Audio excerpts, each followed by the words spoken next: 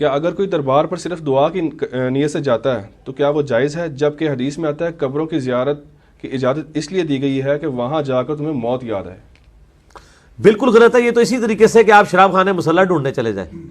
تو قبروں پہ جاؤ آخرت کی یاد آئے گی، مزارات پہ جانے کی آخرت کی یاد نہیں آتی، وہاں تو سیلفیاں اور شوٹنگز یہ چیزیں یاد آ رہی ہوتی ہیں، مزارات تو اس وقت یہی بنے ہوئے ہیں۔ مزارات اولیاء اللہ کے حوالے سے مرزا نے یہ جو سٹیٹمنٹ دی ہے کہ یہ جو بزرگوں کے مزارات ہیں وہاں جانا ایسے ہے جیسے کسی شراب خانے میں مسلح تلاش کرنے چلے جانا۔ اولیاء اللہ اور صالحین اور اللہ کے محبوب بندوں کے مزارات کو نعوذ باللہ تعالیٰ شراب خانوں کے ساتھ تشبیہ دینا، یہ اللہ کے محبوب بندوں کے مزارات کی توہین اور گستاخی ہے۔ اللہ رب العزت کے محبوب بندوں کے مزارات یہ شاعر اللہ ہیں۔ اللہ رب العزت کے محبوب بندے ان مزارات میں ان کے اجساد مقدسہ موجود ہیں،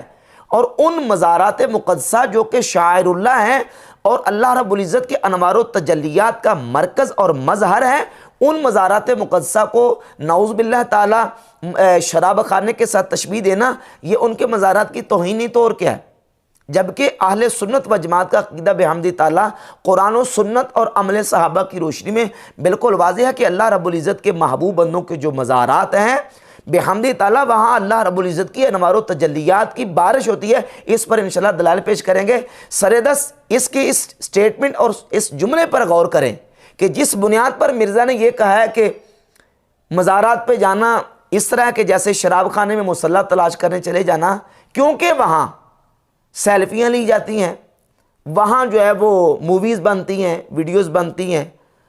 تو یہ سیلفیاں چونکہ وہاں لی جاتی ہیں، علت کس چیز کو قرار دے رہا ہے؟ علت قرار دے رہا ہے وہاں سیلفیوں کو۔ تو اگر سیلفیاں لینا علت قرار دے کے ان کو نعوذ باللہ تعالیٰ شراب خانوں کے ساتھ تشبیہ دی جائے علیہ باللہ تعالیٰ، تو یہ سیلفیاں تو حرم کعبہ میں بھی لی جاتی ہیں۔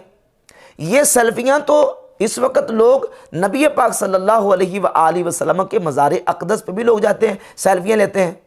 اور مرزا جو اتوار کے دن اکیڈمی میں پروگرام کرتا ہے، اس کی اکیڈمی میں کتنے لوگ ہیں جو وہاں اس کے ساتھ سیلفیاں بناتے ہیں؟ تو اس کا مطلب یہ نکلے گا واضح طور پر کہ مرزا جیلمی کی اکیڈمی جو ہے وہ بدترین شراب خانہ ہے، اور شراب خانے سے برا کیونکہ وہاں سیلفی لی جاتی ہیں۔ بھئی اگر یہ علت اور یہ وجہ قرار دی جائے کہ مزارات اولیاء کو نعوذ باللہ تعالیٰ جس بنیاد پر شراب خانوں کے ساتھ تشبیہ دے رہا ہے، تو یہ تو وجہ اس سے بڑھ کر مرزا جیلمی کی اکیڈمی میں پائی جاتی ہے۔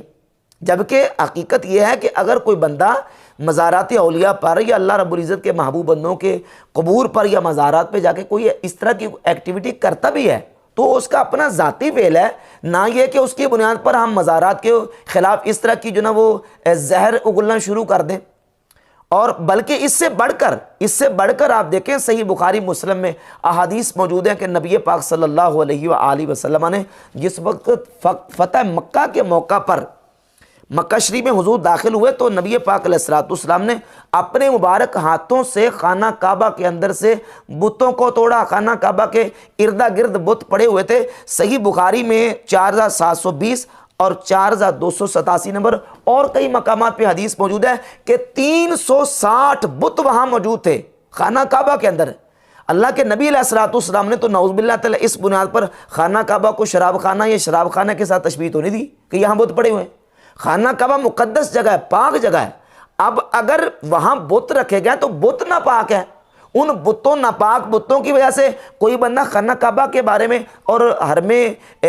جو نا وہ حرم کعبہ کے بارے میں اس طرح کی کوئی سٹیٹمنٹ دے تو اس کا یہ نظریہ باطل اور مردود ہے۔ اب مرزا جو ہے وہ